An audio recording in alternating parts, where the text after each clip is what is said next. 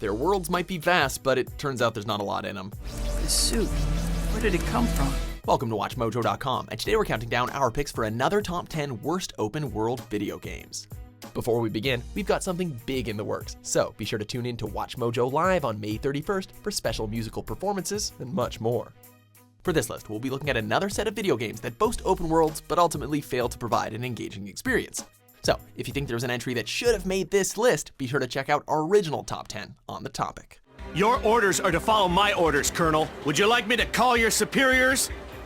Number 10, No Man's Sky.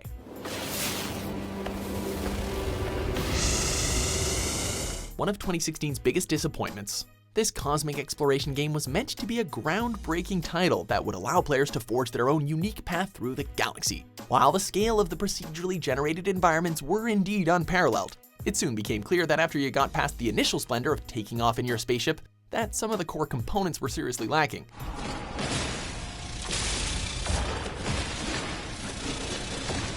Basic survival and gathering mechanics, a lack of meaningful interactions with alien species, a slap in the face as an ending, as well as a suspicious absence of many of the promises made by the developers, created a universally underwhelming experience. So, here's to hoping that those updates manage to push it back into players' good graces. Number 9, True Crime, New York City.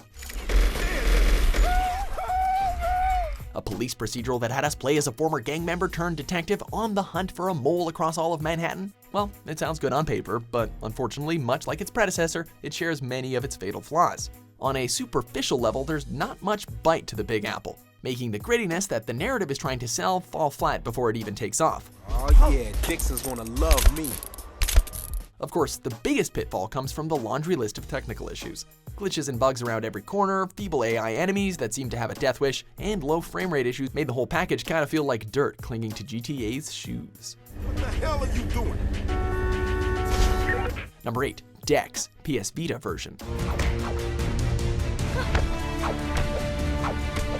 On the box, you would have thought that an open-world, side-scrolling RPG basking in the glory of a cyberpunk setting would be something of a gem. Well, as many Kickstarter projects have proven before, sometimes they produce greatness and other times they produce not greatness. Unlike similar games like Shadowrun, this rough-around-the-edges entry fails at pulling players into its neo-noir world due to poor platforming sections, extensive load times, and a very abrupt ending.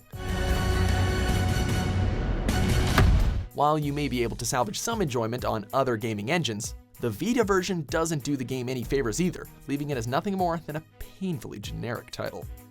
Number 7, SpiderMan 3. What's your story? Some kind of volleyball accident?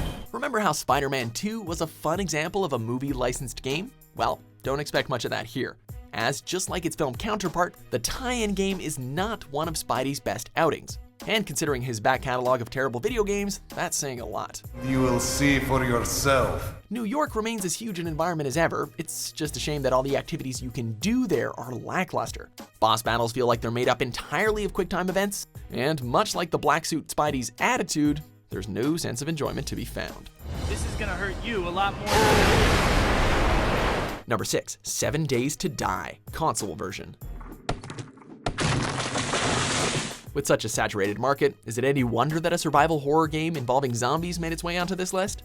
The game attempts to build a sense of tension by having you scavenge for food, water, and shelter in order to protect yourself from undead hordes that only appear at night. And while you could indeed have some fun with this on PC with a group of friends, the console port to PS4 and Xbox One killed this game on arrival.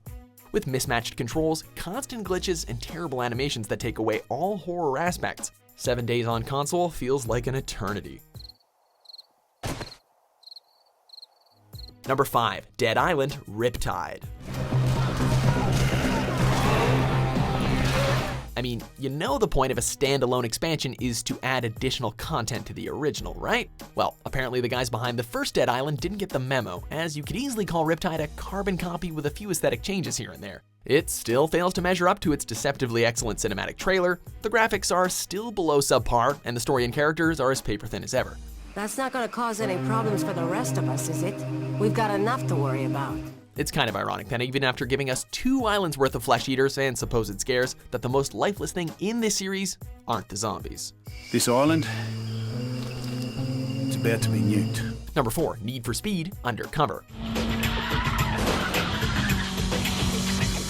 Not quite the goodbye that fans were hoping for when this series ended its run on 6th generation consoles. Meshing together the classic racing elements, an expansive open world, as well as having a plot involving the player as a police officer trying to infiltrate a crime smuggling syndicate, the game was probably hoping to bring the best of all 3 worlds.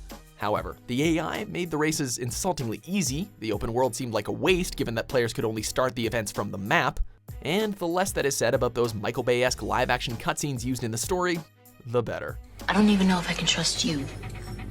But, Papi, I need someone I can trust. Number 3, Risen 3 Titan Lords.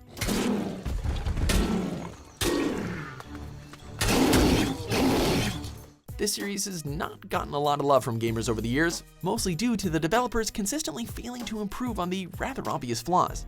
Their latest installment saw them try to change this with a large open world for players to explore, filling it with a decent amount of quests. Sounds like a pretty good setup, right? What's put you in such a bad mood? Well, not when it's plagued with progression issues, a combat system that they've been using since the first Risen game that controls just as poorly as you'd expect, as well as frame rate issues that destroy any chance of this becoming the one game that propelled this title beyond its crappy confines. Living without a spirit is no easy thing. Believe me. Number 2, Cube Life Island Survival. Everything I had is now gone. With Minecraft going on to becoming a landmark in modern gaming, we should have expected it to be the catalyst for many low-quality clones. Made available on the Wii U, the only difference this has from its far superior trendsetter is something of a light narrative. But it's clear that it's just the Wii U's answer to the block-building open-world craze.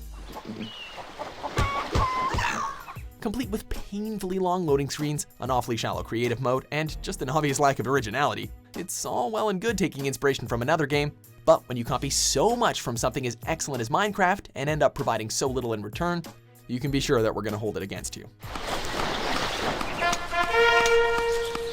Number 1, Gangs of London. Jumping into the violent side of UK's capital city, you would have hoped that a game that focused on London's most vicious gangs could give us the video game equivalent of a Guy Ritchie movie. Well, not a chance. 12 inches ain't always a good thing. Despite having the option to play as one of 6 gangs, that makes no difference since the narrative remains the same regardless. As for the missions, most are made up of stealth, driving, and firefight sections, all of which are encumbered by tedious repetition, poor AI, and shoddy graphics. Much like the dismal representation of London itself, we're left with a game that lacks any kind of personality and is certainly not worth venturing into. He's just, getting mentally prepared.